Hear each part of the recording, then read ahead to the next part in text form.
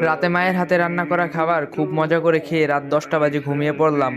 সকাল হয়ে গেল, ঘুম থেকে উঠলাম না। আরামে ঘুমাবো বলে মাও ডাকলো না। দুপুর হয়ে গেল, ঘুম থেকে উঠলাম না। এবার মা অনেক ডাকলো, উঠলাম না।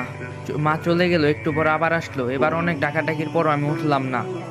এবার বকাঝকা শুরু করলো, তারপর উঠলাম না। এবার মা একটা থাপ্পড় দিল, তবু উঠলাম না। এবার মা হাত ধরে টান দিল, কিন্তু আমার হাত পুরো শরীর নিয়ে নড়া দিয়ে উঠলো। শরীর আমার পাথর নয়, পুরো শক্ত হয়ে গেছে। মা কিছু না বলে চুপ করে রুম থেকে বাবাকে ডেকে নিয়ে আসলো, কিন্তু বাবা আমাকে অনেক ডাকার পরও আমি উঠলাম না। এবার বাবা চোখের পানি ফেলে দিয়ে বলল, উঠে আয়, তোকে আর কোনোদিনও কিছু বলবো না। যেভাবে করে থাকতে চাস ওভাবেই থাকিস, তবু উঠে আয়। তোকে আজকে আমি ল্যাপটপ কিনে দিব। আমি অবাক হয়ে দেখছি, বাবা এত করুণা করে আমাকে কোনোদিনও বলে নাই, অথচ আজ বলছে। আমি উঠে আসতে চাচ্ছি, কিন্তু পারতাছি না। ওইদিকে বাবা নানান রকম লোক দেখিয়ে বলছে, উঠে আয়।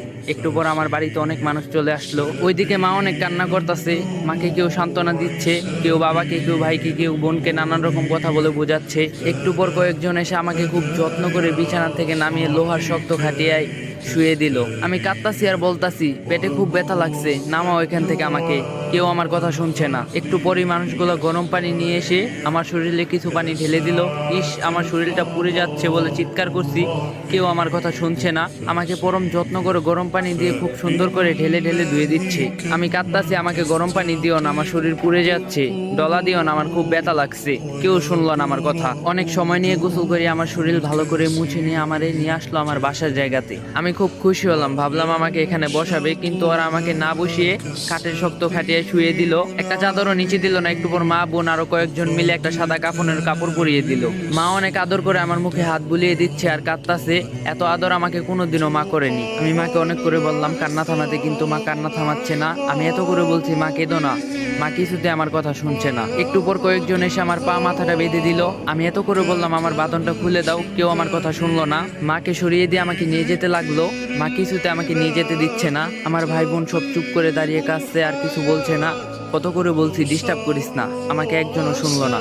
কেঁদে চলছে। একটু বেশি ঘুমালে বাবা বকা দিত, কিন্তু এখন চুপ করে দাঁড়িয়ে চোখের পানি মুছতাছে। আর একটা বকাও দিল না আমাকে। মাকে জোর করে সরিয়ে দিল কয়েকজন, আমাকে নিয়ে অনেক মানুষের সামনে শুয়ে দিল একটা ছায়া। তারপর জানাজা পড়ালো।